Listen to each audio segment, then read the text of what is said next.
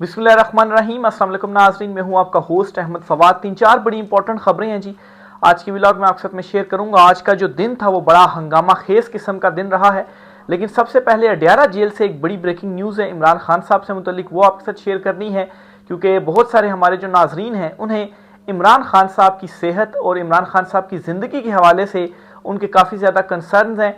कुछ दिनों से इमरान खान साहब की ज़िंदगी से मुतल्लिक शहबाज गिल साहब की जानिब से जो कुछ दावे सामने आ रहे थे, कुछ दीगर खबरें जो है वो सामने आ रही थी, तो नाजरीन बहुत ज़्यादा कंसर्न थे।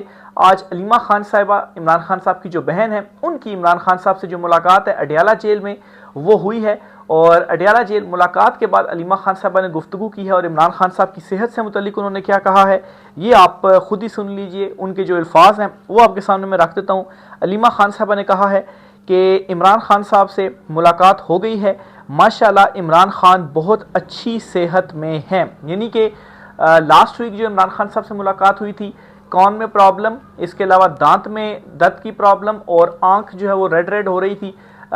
ये चीज़ें इमरान खान साहब की जानिब से रिपोर्ट हो रही थी जी कि ये प्रॉब्लम्स हैं इमरान खान साहब को, और इन खबरों को फिर बुनियाद बनाकर और वैसे भी और इमरान खान साहब के हवाले से, उनकी ज़िंदगी के हवाले से कुछ और भी खबरें जो है वो शेयर की गई। शहबाज गिल साहब की जानिब से भी जो खबरें थी वो शेयर की गई, जिसकी वजह से एक कंसर्न जो है वो पब्लिक की जानिब से शो किया जा रहा था कि अब इमरान खान साहब कैसे हैं। तो अब ये कंफर्म हो गया जी कि इमरान खान साहब बिल्कुल ठीक हैं और माशाल्लाह से इमरान खान साहब की सेहत बहुत अच्छी है, ये अलीमा खान साहबा ने कहा है। और इसका मतलब ये है कि इमरान खान साहब को जो कान वगैरह में प्रॉब्लम थी, जो आंख वगैरह में प्रॉब्लम थी और जो दांत वगैरह में प्रॉब्लम थी, वो अब ठीक हो गई है। बल्कि अलीमा खान साहबा ने आज ये भी कहा है जी कि इमरान खान साहब को जब वो गोली लगी थी एक पाँव में, तो खान साहब ने कहा कि उस वक्त चूँकि ज़ाहिर सी बात है वो पाँव में प्लस्तर लगा हुआ था, तो चलने फिरने में भी प्रॉब्लम थी, और इवन कि जब प्लस्तर उतर भी गया उसके बाद भी चलने फिरने में काफ़ी ज़्यादा प्रॉब्लम कुछ अर्सा जो है वो रही, जब तक इमरान खान साहब जो है वो बाहर रहे। उनको जब हम देखते थे तो थोड़ा सा उनको महसूस होता था कि पाँव में जो है वो उस तरह से चल नहीं पा रहे। तो खान साहब ने ये भी कहा कि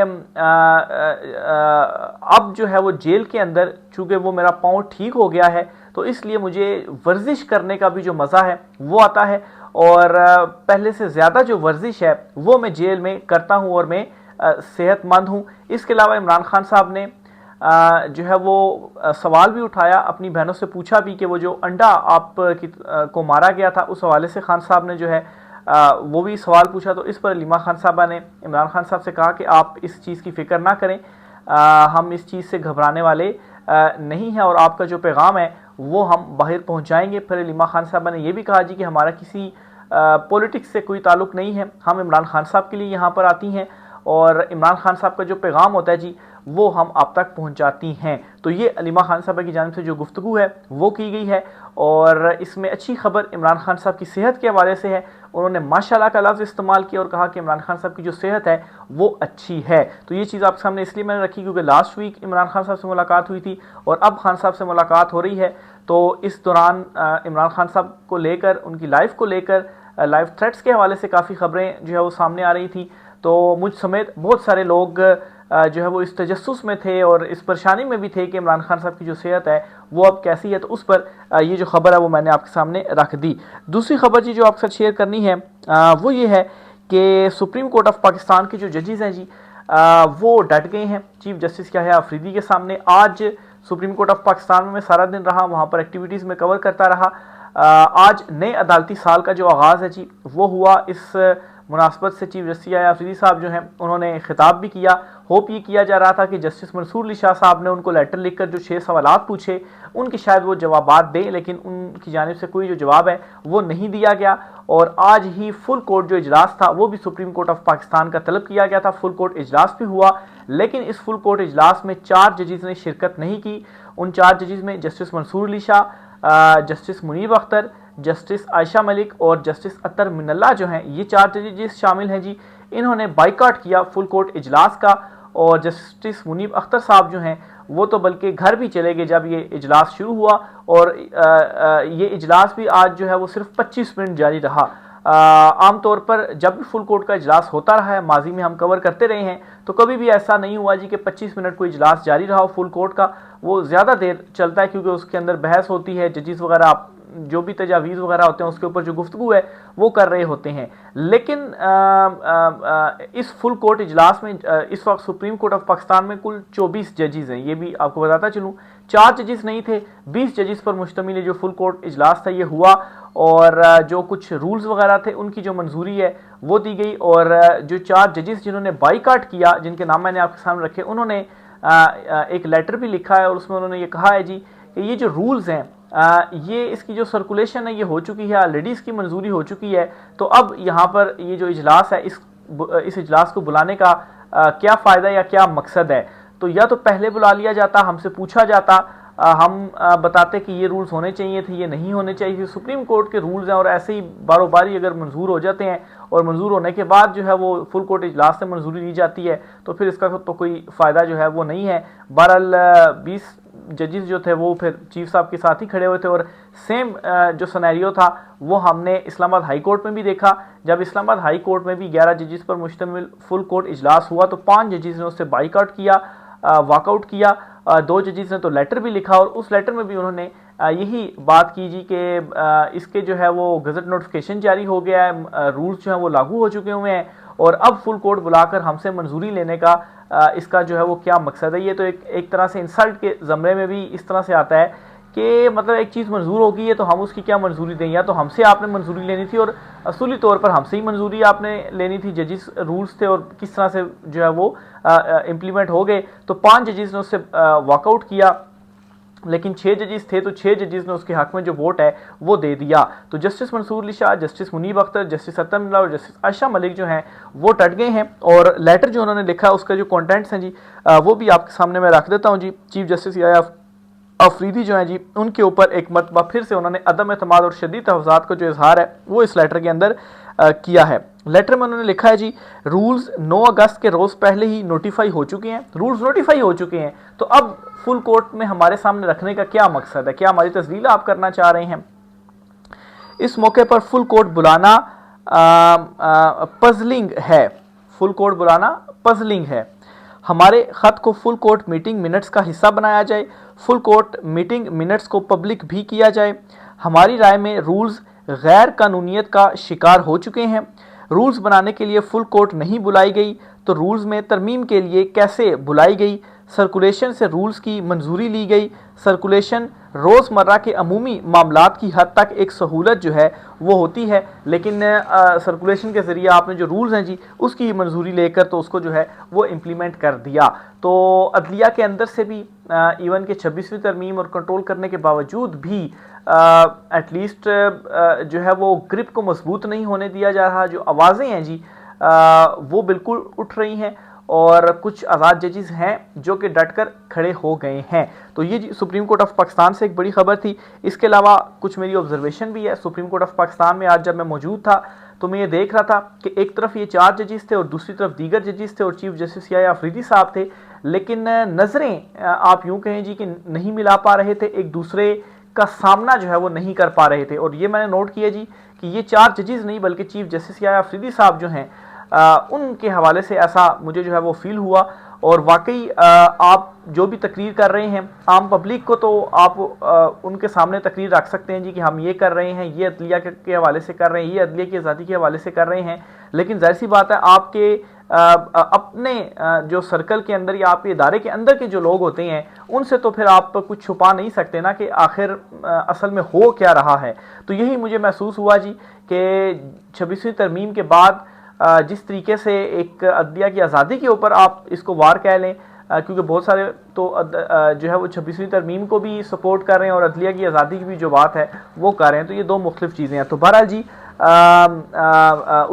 26वीं तरमीम की ही वजह से खैर जस्टिस याया अफरीदी साहब जो हैं वो चीफ जस्टिस भी बने। तो उसके बावजूद भी चीफ जस्टिस जो हैं वो बिल्कुल अपने धड़ल्ले से जो चीज़ें वगैरह हैं जी वो कर रहे हैं, लेकिन जो है वो जिस तरीके से एक मरतबा पहले हर्फ बरदारी की तकरीब थी तो वहाँ पर चीफ जस्टिस याया अफरीदी और जस्टिस मंसूर अली शाह जो हैं वो जिस तरीके से एक दूसरे को इग्नोर कर रहे थे या आमना सामना नहीं कर रहे थे, तो वही सिचुएशन आज भी मैंने देखी। तो ये हमारी अदलिया है जी, अदलिया के अंदर इस वक्त ये जो हाल है जी वो पड़ा हुआ है। और अफसोस के साथ इस वक्त मतलब है कि ज़्यादा जो एक मायूसी हुई वो अदलिया को ही देखकर हुई, क्योंकि माजी में कम से कम ये होता रहा था जी कि जो जजेस थे वो खड़े हो जाते थे, या जो अदलिया थी या जो वकला बरादरी होती थी वो खड़ी हो जाती थी, और इस किस्म के जो इकदाम थे वो रुक जाया करते थे, मेरिट के ऊपर फैसले होते थे। लेकिन अब तो इन सारी चीज़ों को जो कंट्रोल है जी वो कर लिया गया है। अगली खबर जो आपसे शेयर करनी है वो पेशावर जलसे के हवाले से है जी। इमरान खान साहब ने पेशावर जलसे का कहा था, इस पर इमरान खान साहब को कन्विंस करने की कोशिश की बैरिस्टर गौहर की जानिब से कि सैलाब की वजह से जलसा पेशावर में ना किया जाए। तो इमरान खान साहब ने कहा जलसा हाल में होगा। इस पर जी अली अमीन गंडापुर ने ये ऐलान कर दिया कि चूंकि खान साहब ने कहा जी कि जलसा हर हाल में होगा, तो जलसा होने जा रहा है, सितंबर में ही जलसा होगा। तारीख जो है वो एक हफ्ता पहले दी जाएगी। इसका मतलब ये है कि आज तो 8 तारीख है, तो एक हफ्ता गुजर गया सितंबर का, पीछे 3 हफ्ते रह गए हैं सितंबर के, तो 2 हफ्ते के अंदर अंदर डेट जो है वो दे दी जाएगी लाजमी। क्योंकि अगर आखिरी हफ्ते के अंदर भी आपने जलसा करना है तो अगर एक हफ्ता पहले आप उसकी डेट दें तो फिर जाहिर सी बात है इन्हीं 2 हफ्तों के अंदर ही आपको डेट देनी पड़ेगी। तो अगले 2 हफ्तों के अंदर अंदर जलसे की जो डेट है जी वो आने जा रही है। और इमरान खान साहब ने ये जो जलसा कॉल किया इसकी भी एक रीज़न है। बाखबर हल्के ये कहते हैं जी कि इमरान खान साहब को ये एक चैलेंज किया गया था कि आपकी जो मकबूलियत है वो ख़त्म हो रही है, देखें आपकी जो पार्टी की लीडरशिप है कंप्रोमाइज़ है, लोग आपके साथ खड़े नहीं हो रहे, इस किस्म का चैलेंज इमरान खान साहब को दिया गया। तो इमरान खान साहब ने कहा अच्छा, तो इमरान खान साहब ने फौरी जलसा जो है वो अनाउंस कर दिया। तो बज़ाहिर चीज़ जलसे का मकसद ये कि इमरान खान साहब एक मरतबा फिर से इस चीज़ को साबित कर रहे हैं जी कि वो आज भी सबसे ज़्यादा मकबूल हैं, और असल में जो है वो जो ताकतवर हैं उनको ये जवाब देना चाहते हैं जी कि आप ये गलत जो प्रोपेगेंडा है वो ना करें, गलत इन्फॉर्मेशन मेरे तक ना पहुंचाएं। क्योंकि गलत इन्फॉर्मेशन पहुंचा के असल में क्या किया जा रहा है कि इमरान खान साहब कोई ना कोई जो डील है वो दे दें, लेकिन इमरान खान साहब को मालूम है कि जो अवाम है जी वो उनके साथ खड़ी हुई है, अवाम हकीकी आज़ादी का जो नज़रिया है उसके साथ खड़ी हुई है। ज़ल्मे खलीलज़ाद के हवाले से एक बड़ी ब्रेकिंग न्यूज़ है जी, और ज़ल्मे खलीलज़ाद ने जो है इमरान खान साहब की रिहाई के हवाले से एक बड़ा दावा कर दिया है। ज़ल्मे खलीलज़ाद जो फ्री इमरान खान के हवाले से मुतालबा भी उनकी जानिब से आता रहा, ट्वीट्स भी वो करते रहे, और इमरान खान साहब को जो है वो पॉइजनिंग के हवाले से भी इन्होंने जो खबर थी वो दी।